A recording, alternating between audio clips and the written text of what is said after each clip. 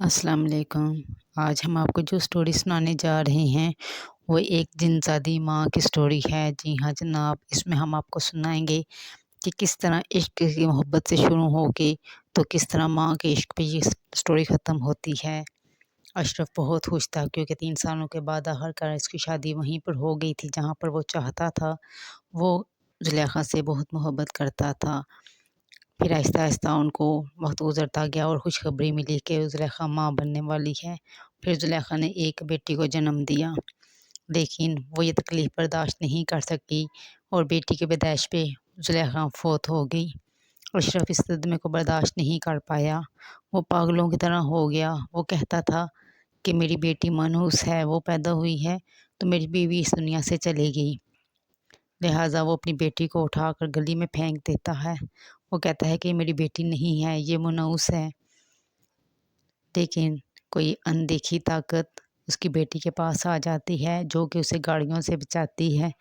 वो किसी गाड़ी के नीचे नहीं आती। आखिर एक भला इंसान वहाँ से गुजर रहा होता है तो वो देखता है कि एक पोटली दूर पड़ी हुई है जो हिल रही है। वो उसके पास जाता है और देखता है कि उसके अंदर तो कोई बच्चा है। वो आगे पीछे देखता है, उसे कोई नज़र नहीं आता तो वो पोटली उठा के घर ले जाता है। घर उसकी बीवी मुसरत देख के परेशान हो जाती है कि ये क्या है। कहता है कि मुझे रास्ते में पड़ा हुआ ये बच्चा मिला है, पता नहीं ये किसी के गुनाह का नतीजा है या कोई अपनी औलाद को पैदा नहीं करना चाहता था और यहाँ पे छोड़ गया। लेकिन फ़िलहाल तुम इसको रखो अपने पास, इसकी हिफाजत करो। मैं कल अखबार में इश्तिहार दूंगा, अगर जिसका कोई मालिक हुआ तो या वारिस हुआ कोई तो वो उसको लेने आ जाएगा। लिहाजा उसकी बीवी मुसर्रत ना चाहते हुए भी उसको लेकर दूसरे कमरे में चली गई, उसके कपड़े चेंज करवाए क्योंकि उनका अपना एक बच्चा भी इसके साथ का था। उसके कपड़े उसने से पहनाए और उसको फीडर दिया तो बच्ची खेलना शुरू हो गई। दूसरे दिन अखबार में इश्तिहार दिया गया, लेकिन कोई भी उस बच्ची का पता करने के लिए नहीं आया। और यहाँ पर हैरत की बात ये है कि ना तो किसी ने इस बच्चे का फ़ोन करके पता किया, तो ना ही बच्ची को किसी की याद आई, ना वो रोई, बस वो खेलती रही। जैसे उसका पेट भर जाता वो खेलना शुरू कर देती। लेकिन आहिस्ता आहिस्ता वक्त गुजरता गया और काफ़ी दिन हो गए। मुसर्रत ने अपने शौहर से कहा कि इस बच्ची को कोई लेने नहीं आया तो क्या ये बच्ची यहीं पे रहेगी। उसका शौहर कहता है कि तुम समझ लो कि अल्लाह ने हमें एक और बेटी दे दी है, इसको हम अपनी बेटियों की तरह ही रखेंगे। जिस पर कि मुसर्रत गुस्से हो जाती है और वो कहती है कि मैं किसी और के बच्चे को नहीं पाल सकती, हालात ऐसे हैं, खुद हम गुर्बत के मारे हुए हैं, तो इस बच्चे को हम कहाँ से खिलाएं पिलाएंगे। आपको पता है एक बच्चे को पालने में कितना पैसा सर्फ होता है, आप इसको उठाकर यतीमखाने में छोड़ आएँ। लेकिन उसके शौहर ने ऐसा नहीं किया, वो भी बाकी बच्चों के साथ पलती रही।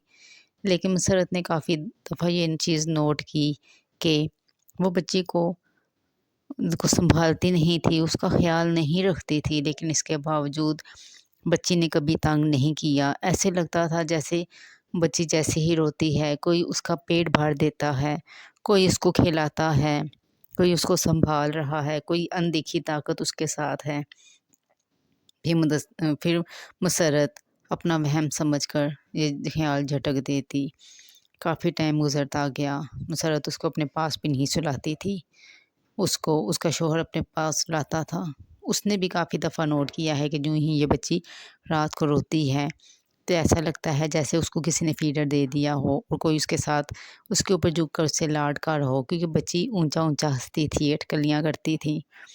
लेकिन फिर उसको लगता कि शायद उसका वहम हो, वो ये ख़्याल झटक देता। वक्त गुज़रता गया और वो बच्ची जवान हो गई। इधर मुसर्रत के शौहर का भी इंतकाल हो गया। तो अब मुसर्रत कहती है कि मैं कैसे इसको पालूँगी। उसके अपने बच्चे कहते हैं कि माँ इससे जान छुड़वाओ। तो कहती है मैं अब इसको घर से निकाल दूँगी। तो मुसर्रत के बच्चे कहते हैं कि अम्मा इस तरह तो हम ज़लील हो जाएँगे, लोग कहेंगे कि अब्बा ने ही इसको सँभाला हुआ था, उनके इस फ़ौत होते ही हमने इसके साथ ज़ुल्म किया है। आप ऐसा करो इसकी शादी कर दो।